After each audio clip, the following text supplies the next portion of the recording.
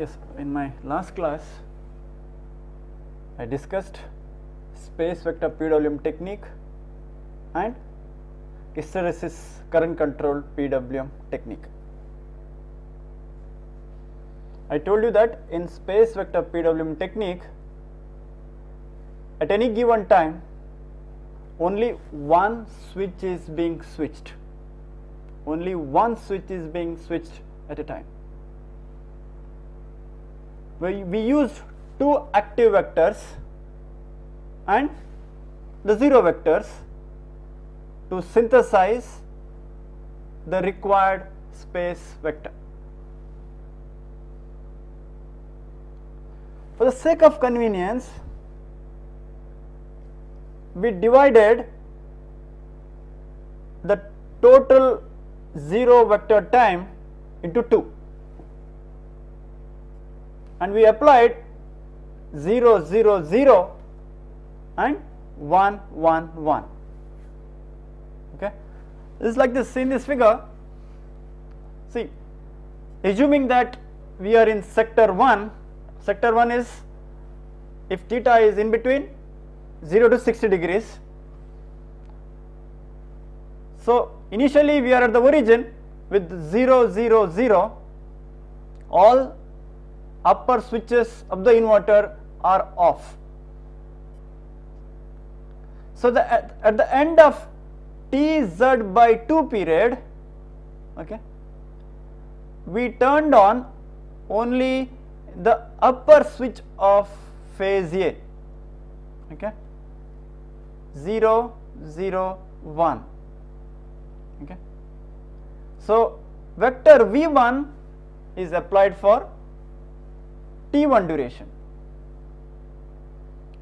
and at the end of T1 we turned on the upper switch of phase B. See, we did not do anything to the upper switch of phase A, it is still on. We turned on another switch, okay, and upper switch of phase C is still off. So it is 0, 1, 1. We call this vector as V2, and that is applied for T2 duration. And at the end of T2 we turned on the upper switch of phase C. See, all three switches are on. That is for Tz/2 duration, and this entire duration is Tc, where Tc is the sampling period or the total sampling time divided by 2, or Ts is the period for which or during which the space vector is stationary, okay. Or see in this, it is 0, 0, 0 to 0, 0, 1, only one switch is switched. From there it is 0, 1, 1 and again 1, 1, 1, then again go back, same thing, whatever that happens here, it happens in this fashion. So at any time only one switch is being switched. I also told you that if all three phase voltages are sinusoidal, the locus of space vector is the circle. And what is the maximum value of Vs, or what is the maximum value of the length of the space vector for which all three phase voltages are sinusoidal? It is the radius of the encircling circle, okay. So that is nothing but Vdc into cos 30, where Vdc is the side of or length of the each side of the hexagon. So the maximum value of Vs for which all three phase voltages are sinusoidal is root 3 by 2 into Vdc. Now what is the peak value of the phase voltage that we can get in space vector PWM technique?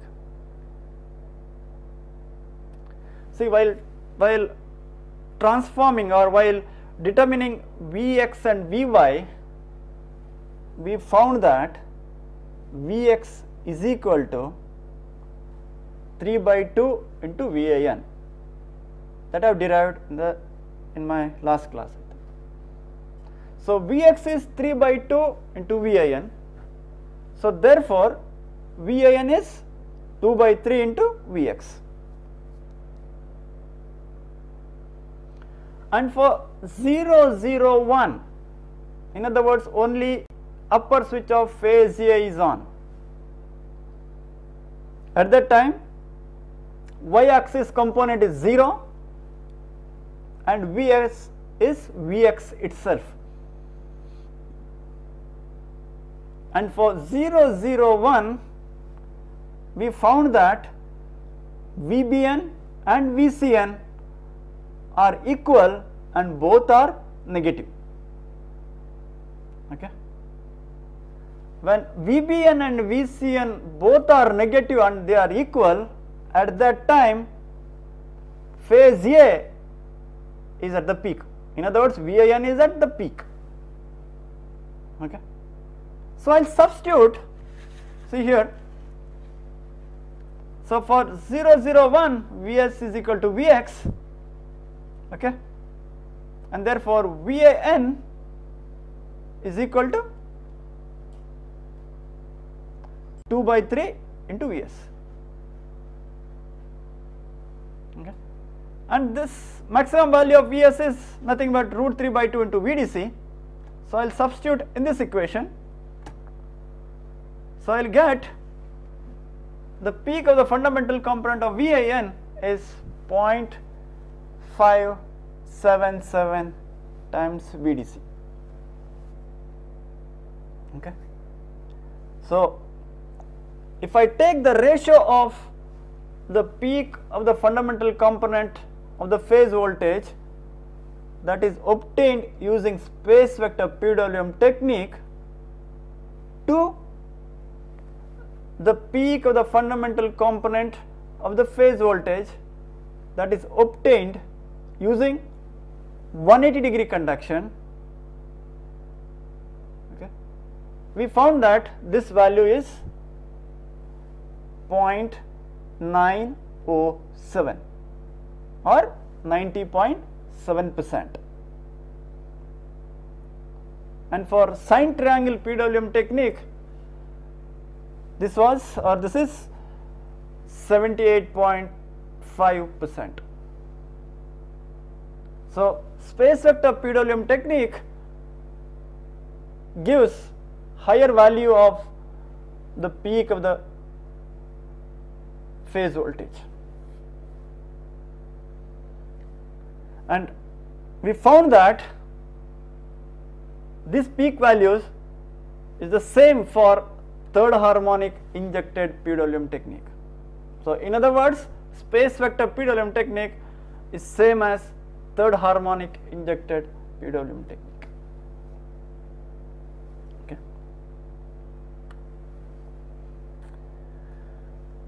And how about the number of samples per cycle? I told you that all the sectors should be equally used.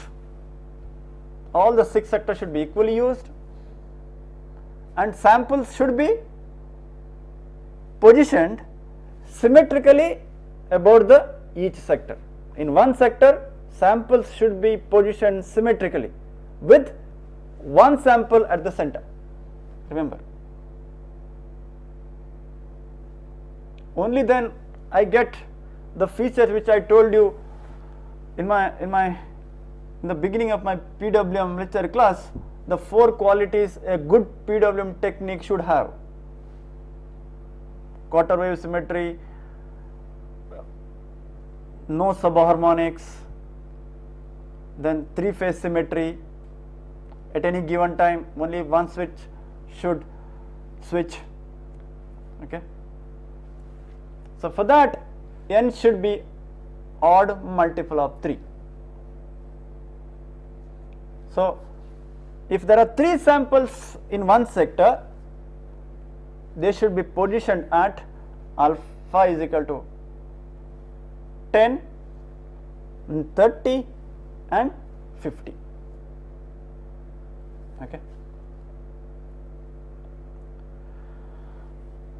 So in all the voltage controlled PWM techniques, say sine triangle, space vector, third harmonic, harmonic elimination PWM technique, the switching frequency of the inverter remains constant. Okay. The rate at which you switch the inverter devices, say in sine triangle, what is the rate at which you switch the inverter devices? It is same as the frequency of the triangle. When the triangular wave crosses the sine wave, you switch the device, switch on the device, and when it cuts back, you switch off. Okay. So the rate at which the inverter devices are switched in sine triangle is determined by the frequency of the triangular wave. So if I keep the frequency of the sine triangle constant, the switching frequency of the inverter remains constant. Is that okay? And it is independent of the type of load. What load it is driving, it doesn't matter. I have kept the frequency of the sine wave, frequency of the triangular wave constant. Similarly, in space vector PWM technique, having fixed the number of samples in one sector, the switching frequency is fixed. Okay. Even in harmonic elimination, we have predetermined notches. So at any given supply frequency, if there are say n number of switchings per quarter cycle, the switching frequency also remains constant. So in other words, the PWM techniques that we have studied so far, the rate at which you switch the inverter devices is constant, independent of the load variation, independent of the supply variation. Okay. Now, what about the current controlled PWM technique? I told you current is controlled within a hysteresis band, and the switching frequency is a function of the hysteresis band. Smaller the hysteresis band, higher is the switching frequency, but then the current waveform, the current drawn by the load, it's approximately a sine wave. A superior sine wave will I get if the hysteresis band is very small. So as you increase the height of the hysteresis window, your switching frequency comes down, but then the quality of the waveform deteriorates. See, in the last class I also told you that we are controlling the current, okay, and the switch is kept on till, or say the upper switch is kept on till the current touches the upper band. See here, at this point the upper switch is closed, current increases, okay, until it touches the upper band, the upper switch remains closed.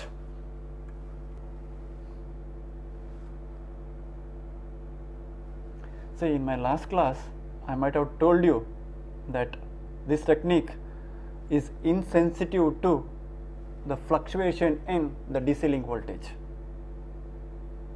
Why did I tell you?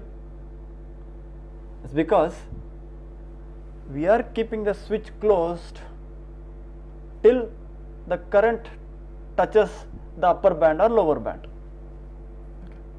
So even if the supply voltage changes or input voltage to the inverter varies or fluctuates, it is not going to affect the current waveform. Whereas in all the voltage controlled PWM techniques, in case if you are not monitoring the input voltage to the inverter, okay, flux level in the load may change. You may be keeping V by F constant. This V is proportional to the input voltage of the inverter. Okay. So there is no information available for the PWM controller that the voltage has changed, the input voltage has changed, because this rectified DC has been obtained from rectifying the input AC, 3-phase AC.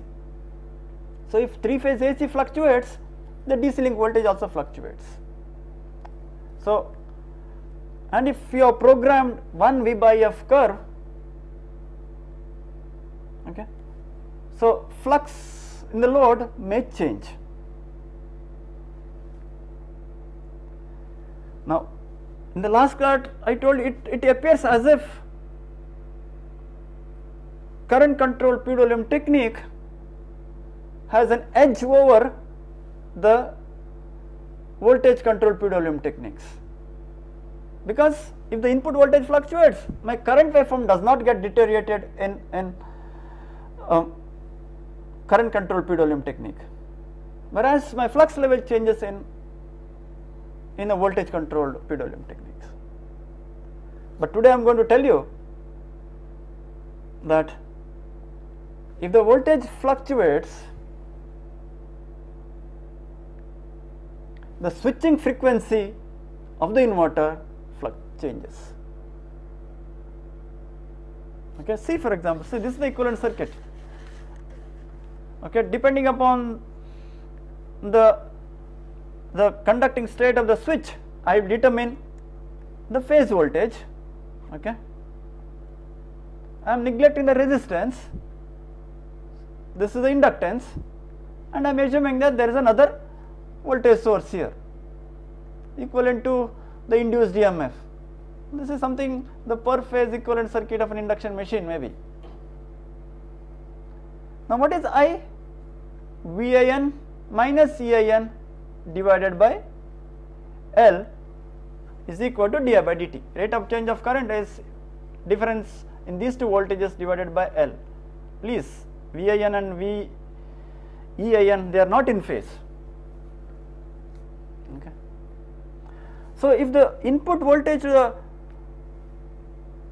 inverter fluctuates, VIN is going to change.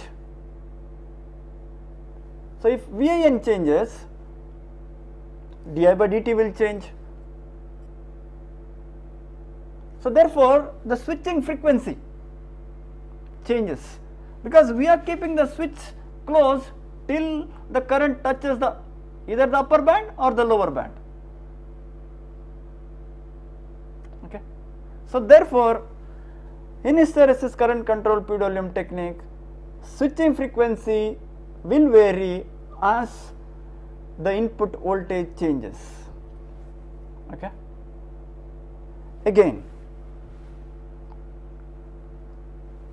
when the load has reduced, in other words magnitude of the reference current has come down,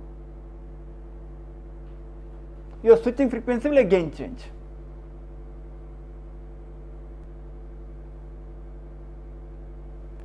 See in this figure, EIN has not changed, but the magnitude of current that is flowing has changed. So in other words, magnitude of I ref has changed. Okay. As this current comes down, okay, the rate at which you switch the inverter also changes. So therefore, in hysteresis current control PWM technique, switching frequency varies.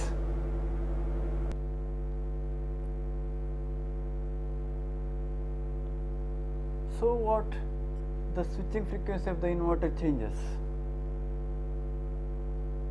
See, I told you that the frequency of the predominant harmonic that is present in the output voltage is approximately equal to the switching frequency of the converter.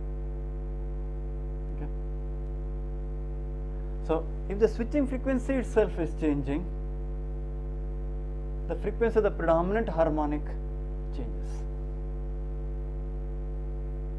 So therefore, if you have to design a filter to eliminate this high frequency component, the filter design is going to be difficult.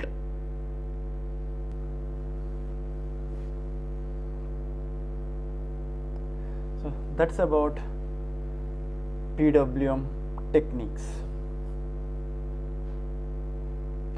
See, so far we discussed about a voltage source inverter, and we have taken the center point in the DC link as a reference, VDC by 2, VDC by 2, and when the upper switch is on, the pole voltage is either plus or minus VDC by 2. So in line to line voltage waveform, in the positive half there is 0 and plus VDC, and in the negative half 0 and minus VDC. Okay. Of course, you may have transitions in the line voltage from plus VDC to minus VDC, that depending upon the inverter switching. So invariably a good PWM technique should have in the positive of 0 and plus VDC. Now there is another class of inverters, what is known as the multi-level inverter. Multi-level inverter. What are these multi-level inverters? See, in the so-called half bridge inverter, potential of A with respect to O is plus or minus VDC by 2, or potential of A with respect to X is VDC. Okay, if I close this switch, this point gets connected here, so VAX is VDC itself, or if I close this switch, this point gets connected to this point, so VAX is 0. I told you that as the power level increases, the magnitude of DC link voltage may also change. See, there are 415 volt motors, 3-phase induction machine. There are 1.1 kV 3-phase induction machine. There are 3.3 kV induction machines, 6.6 kV induction machines. So as the power level increases, the supply voltage to the machines also may increase. In fact, it increases. So therefore, DC link voltage also goes on increasing. Okay. As the power level increases, I told you that switching frequency also decreases. It comes down. You cannot switch at high power levels at a very high frequency. Okay. Now, I said line to line voltage has in the positive of 0 to VDC. I can say that it is a two level waveform. by 0 and plus VDC. Or pole voltage is also either plus VDC by 2 or minus VDC by 2. Can I have more number of levels instead of having 2? See, at that time VIN now may have large number of steps.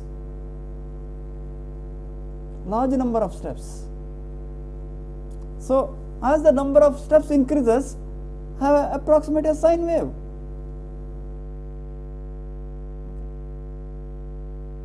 So the inverters which produces such a phase voltage waveform, they are known as multi-level inverters. I'll just give an example. See here, there are 4 switches, okay, and maybe 6 diodes, okay, and a center type of or center point is connected to again these 2 diodes. How does it work? I close only S1 and S2. So what is the potential of A with respect to X? It is entire VDC, because when S1, S2 are closed, this point gets connected to this bus. So it is VDC. When S3, S4 are closed, of course these 2 are open now, S1, S2 are open, S3, S4 are closed, potential of A with respect to X is 0. VAX is 0,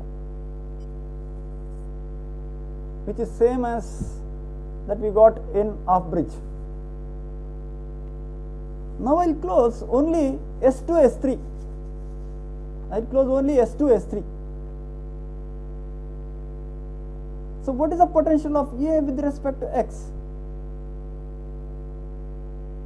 See here, A, S3 is closed, okay, this point, this, A, this, it is VDC by 2. So in this case VDX is either 0 or VDC. In this case I have VIX is VDC 0 or VDC by 2. Now there are, so it is have 3 level waveform here. So as the number of switches increases, okay, I can have more levels at the point A with respect to X. Okay. So I have an approximate sinusoid voltage waveform. Okay. So this is the inverters belonging to this class are known as multi-level inverters. Generally they are popular in high power applications. Okay. I will not go into detail about the multi-level inverters. Slightly an advanced topic. I just told you what is a multi-level inverter. There are literature available on this multi-level inverters. The things are being covered in IEEE papers. Those who are interested, I would suggest that they can read these papers. Okay. Now, let me discuss some of the issues in the voltage source inverter. Okay. What are they? See, a general purpose AC to DC and DC to AC converter configuration. Okay. A general purpose power circuit configuration of a AC drive. In the sense, I am connecting a AC machine here. Okay, this DC is being obtained by rectifying three-phase utility supply, uncontrolled rectification. Now the question is, how do I charge this DC link? At t is equal to 0, assume that capacitor is completely discharged. Okay, so capacitor voltage cannot change instantaneously, and you have energized the uncontrolled bridge. Capacitor voltage cannot change instantaneously.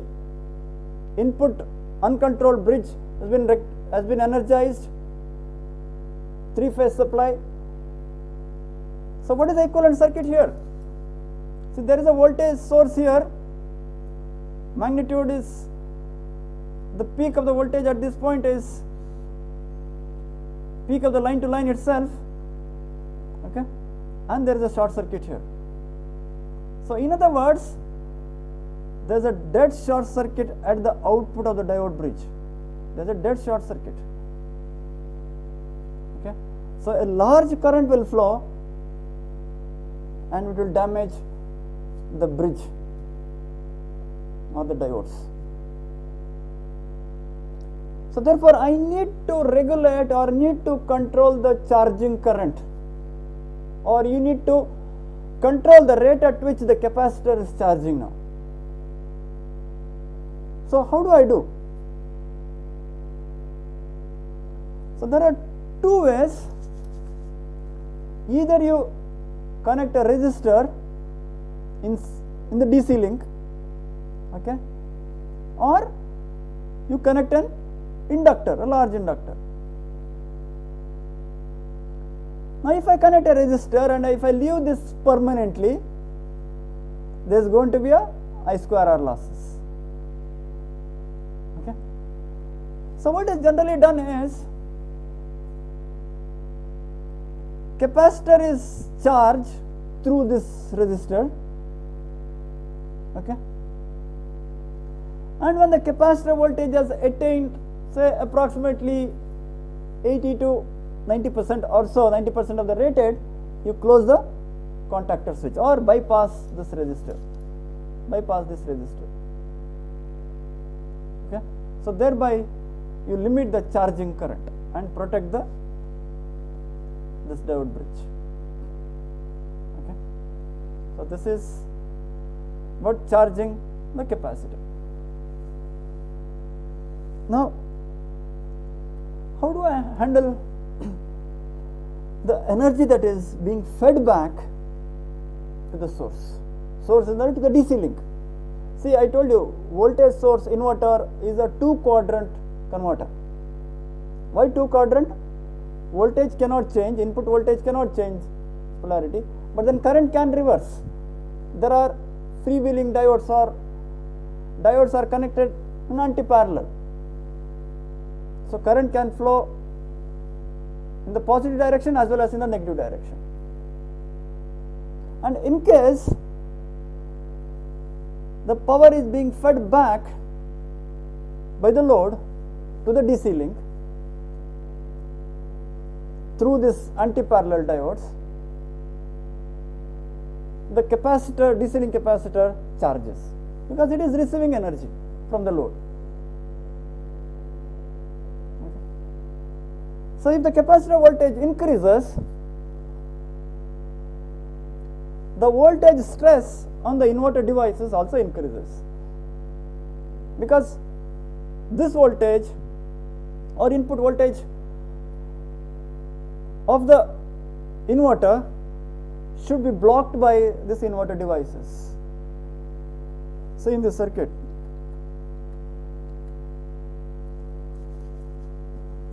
when this switch is closed, voltage across this switch is VDC. Okay, so this switch should block the entire VDC here. So if this voltage itself is changing, the maximum voltage which this switch should block also increases. So in other words, as the DC link voltage increases, the stress on the inverter device also increases. So you cannot allow the DC link to increase above a rated value. How do you do this? So what is being done is, this VDC is sensed, okay, and the moment it increases above a set value, okay, close this S. This switch is closed. So what happens? Now the capacitor discharge, or this energy, the additional energy that is got or received from the load is dissipated as heat in this resistor. So sense VDC, the moment it crosses the set value, close this, dissipate the energy in the resistor, and when it falls below a certain value, open S.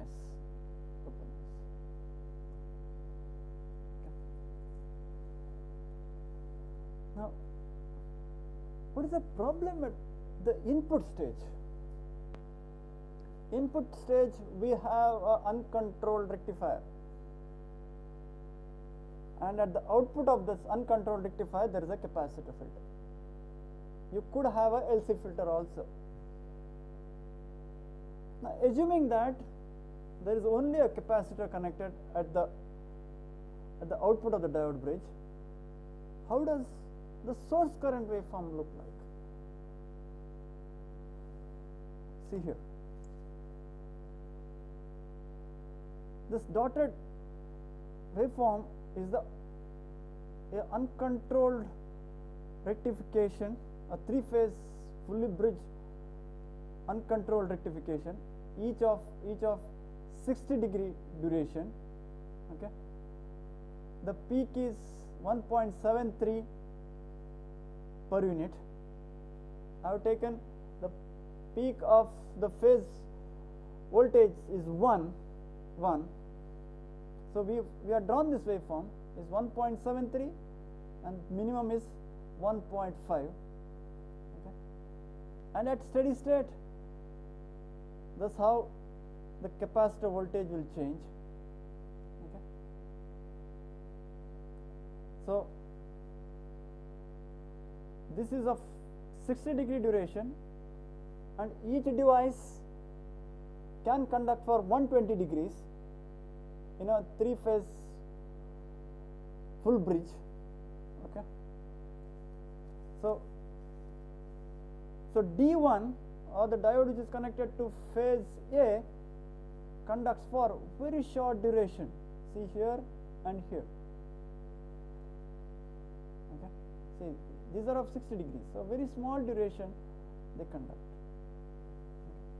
So basically the power factor, source power factor, is very poor.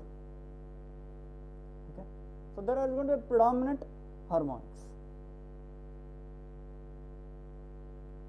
What is another limitation? As the input voltage to the diode bridge changes, DC link voltage also will change.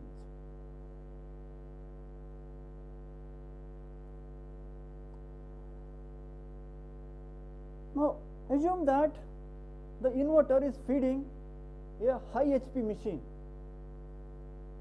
Okay, the moment I am saying high power drive, I would expect that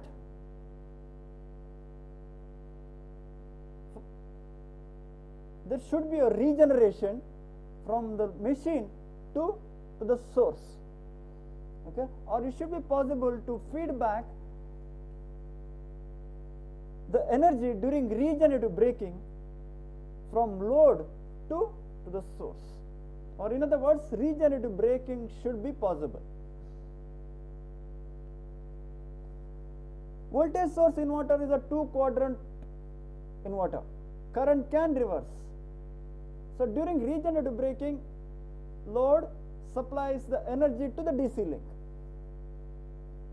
and from the DC link power cannot be fed back because of we have a uncontrolled bridge. Okay. That's why we are dissipating that energy using that resistor. So what are the limitations in the per circuit configuration that I showed you just now? One is input side power factor is poor. Second, DC link voltage is unregulated. It varies as the input varies. Third, though the load is, or though the voltage source inverter is capable of operating in 2 quadrants, the energy that is received from the load during regeneration cannot be fed back to the source. Okay. Can we address these limitations? So if I summarize, the features of the input stage should be unity power factor operation, okay, bidirectional power flow capability, and possible to maintain constant DC link voltage. Okay, so these are the features the input stage should have. How will you achieve it? See here, we have studied this converter. We call it as unity power factor converter. I am just showing a single phase case. Single phase case. We have 4 controlled switches with freewheeling diodes. Capacitor voltage. Here center a DC link capacitor and an inverter.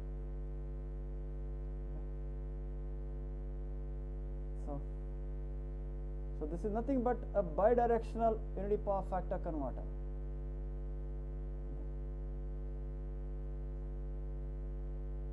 Power factor is unity. By controlling the magnitude of the source current, you can maintain the capacitor voltage constant. In other words, if there is a perfect balance, power balance of input as well as the output, capacitor voltage will remain constant, and it is possible. Okay.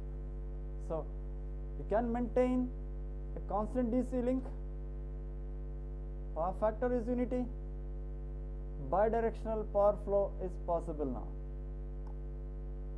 Bidirectional power flow is also. So in fact, the same philosophy is used in the inverters supplied by ABB to Indian Railways. The drive or AC drive that is used in Shatabdis and some of the Rajdhani express trains, Rajdhani trains and Shatabdis, they use this philosophy. A unity power factor stage at the input, DC link is controlled, and a VSI. Okay. And it is possible to feed back the power to the source. Okay. So this is about the VSI. Now let me talk about offline UPS or an inverter circuit topology. Okay. Why am I calling offline UPS is the inverter that that is used in our homes.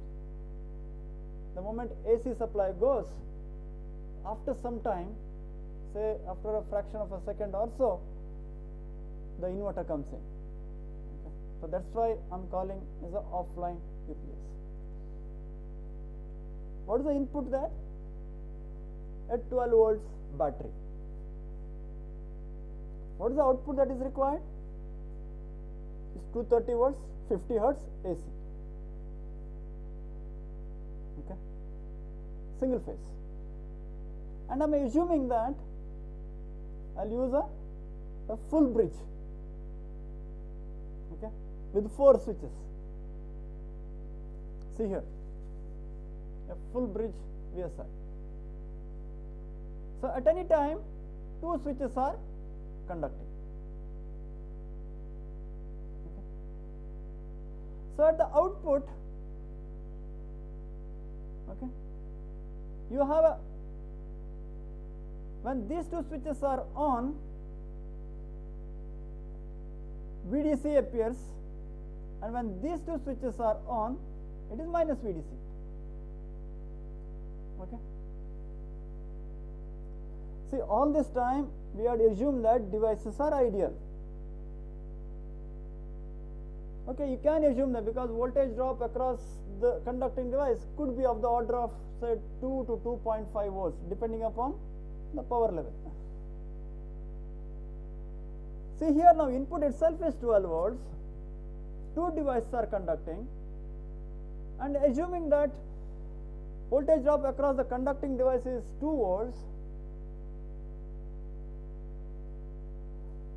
now peak to peak that is available at the output is 16 volts, 8 minus 8. Okay. Output voltage that is required is 230 volts, 50 hertz AC. So one way is you have to step up this voltage using a step up transformer. See here, a low voltage AC that is available here. If I take 2 volts drop across each device, so I will get 0 to 8, 0 to minus 8 here, and at this point we require 230 volts RMS. So this has to be a step up transformer. So voltage rating is very low, definitely current is high. Now 8 volts is being applied to the primary winding. Okay. Now this winding has its own resistance and leakage inductance. So there is a relationship between voltages at the 2 ends of the transformer. E1 divided by E2, it is E1 divided by E2 is equal to T1 divided by T2. See here, it is E1 by E2 is equal to T1 by T2 turns ratio, is not this voltage. Now since this is 8 volts and current that is flowing is relatively high compared to the current that is flowing in this side, I'll assume that a 1 volt is being dropped in this. Could be a conservative figure. Okay, could be a conservative figure. So voltage at this point available is 7 volts or so, 7 volts. Okay. But then you require at this point 230 volt 50 hertz AC. Okay. Now if I use a square wave operation, or if the device are on for 180 degree, the peak of the fundamental is 4 by pi into VDC. Okay, see here, I have if I take 180 degree conduction, this is VDC, the peak of this is 4 by pi into VDC. And if you want a pulse width modulated inverter, because square wave has a higher frequency components, in the single phase case 3, 5, 7 all odd harmonics. In case if you want a pure sinusoid, definitely you need to go for a PWM technique, and if I use sine triangle PWM technique, what is the peak using a sine triangle PWM technique? It is VDC itself. For modulation index is equal to 1. For modulation index is equal to 1, okay, the peak of the sine wave is the input voltage itself. Okay, please, in half bridge I said it is VDC by 2. Okay, in a full bridge it is VDC. So peak of this voltage, I am neglecting the drop here, you require 230 into root 2 here. So 230 into root 2 is the voltage that is required here. I am assuming that this voltage will appear here, neglecting this drop. So what is the turns ratio? 7 here, 230 into root 2 is somewhere here. So turns ratio of the order of 47. Okay. And what is the fundamental frequency that is being applied here? You want a 50 hertz supply. Okay. So frequency of the fundamental component seen by the transformer is 50 hertz. Okay. So see, if I write the equation, the VA rating 4.44 into F into phi m into N1 into I1. This is the RMS value of the voltage induced, E1. Okay. F is 50 hertz. So for the same VA rating, as the frequency of operation increases, size comes down. I hope you all know this. As the frequency of the operation increases, size of the magnetics comes down. But then here, the frequency of the fundamental component is 50 hertz, so you require a 50 hertz transformer.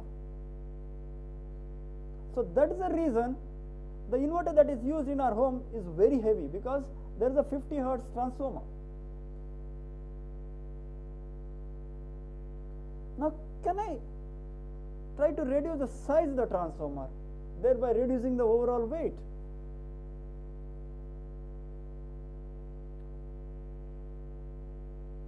Definitely it cannot be used if I take this philosophy. What is the philosophy? We had a low voltage DC, we inverted it, I got still a low voltage AC, then we used a step up transformer and boosted this voltage. Now instead of stepping up the AC voltage, can I step up the DC voltage? I will repeat, we did DC to AC, okay, low voltage AC, and again use a step up transformer, increase the voltage to a required value. Now instead, can you boost the DC voltage itself? See, we have studied various classes of DC to DC converters, with transformer, without transformer. There is a boost converter. I told you that maximum ratio could be of the order of 10 to 11 or 10 to 12. Then we use the transformer, flyback, forward, and push pull. Okay. So using a transformer and a DC to DC converter, I can boost up this 12 volt DC to a relatively higher voltage DC. then you invert this high voltage DC to high voltage AC. High voltage in the sense 230 into root 2 AC using a PWM technique. So something like this. Low voltage DC 12 volts, a DC to DC converter, of course using a transformer. Okay. Now what sort of a transformer? It is a high frequency transformer. This transformer that is used in push pull, transformer that is used in forward. Okay. These are high frequency transformers. So size comes down. Size comes down. So here I have a high voltage DC. So if I just invert it, I should be able to get a peak value which is equal to 230 into root 2. So the overall size of this inverter reduces, weight reduces, is elegant, because we are not using a 50 hertz transformer. There is a transformer, okay, in a DC to DC converter that is being operated at a much higher frequency. But then only disadvantage here is there is no isolation between the load and the inverter. There is no isolation between the load and the inverter. Okay. More about it we will see it in the next class. Thank you.